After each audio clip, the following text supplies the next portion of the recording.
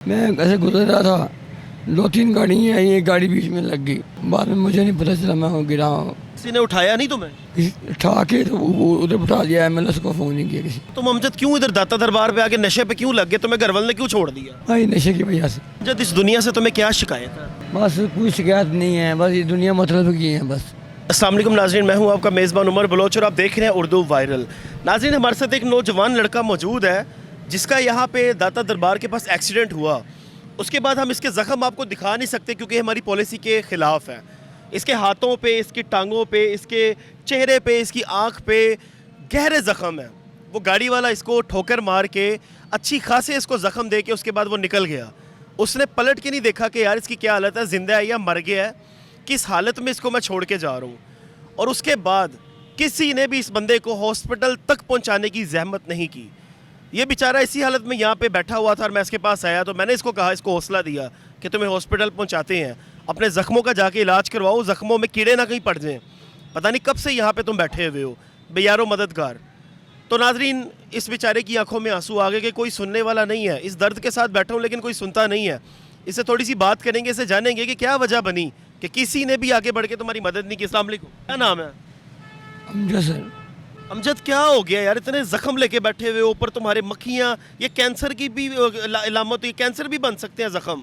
Sir हर बंदा नफरत करता है। नफरत करता है? क्यों? बस ये आए देखे, हाल देखे। क्या हुआ? हुआ क्या?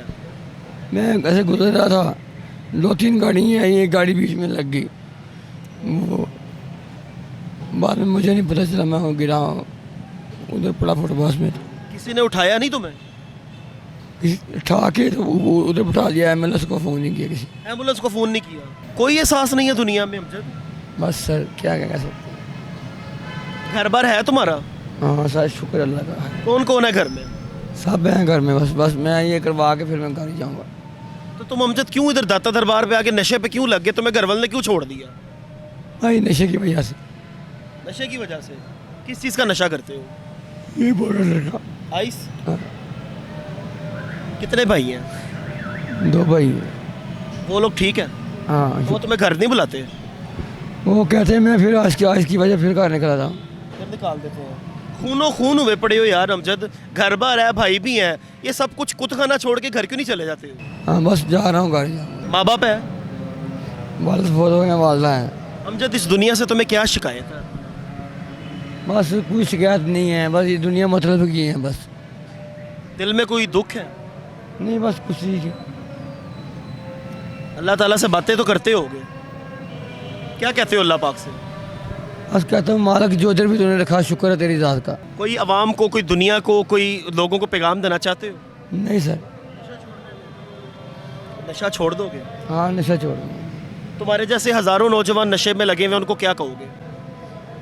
वो खुद ही फंसते जा रहे हैं, बस ये नशा बेचने वाले। अब जाके अपना इलाज करवा के फिर घर चले जाओगे? जी। नाज़रीन, ज़ाहिर है इस टाइम ज़ख्मों में बैठा हुआ है, बोलने की उसकी हालत नहीं है।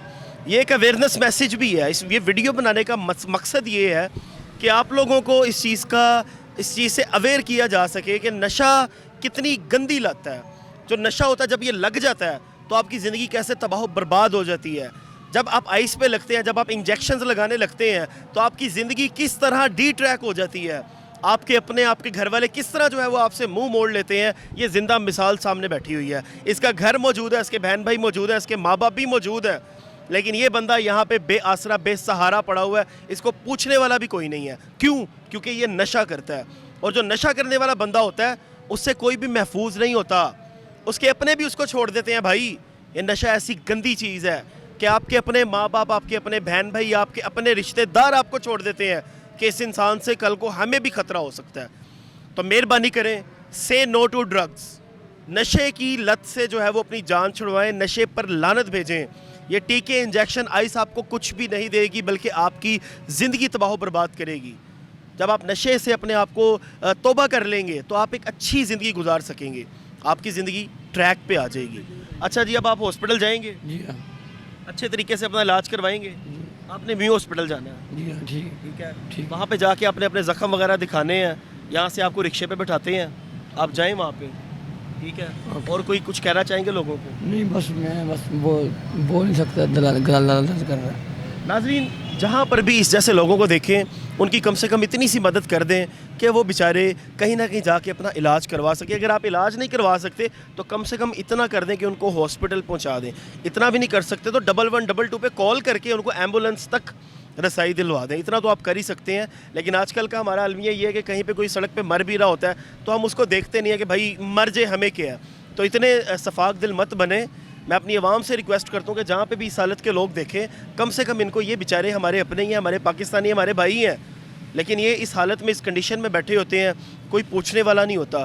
तो आपकी मेहरबानी है, इस मैसेज को ज़्यादा से ज़्यादा शेयर करें ताकि इंसानियत की खिदमत हो सके। अल्लाह निगहबान।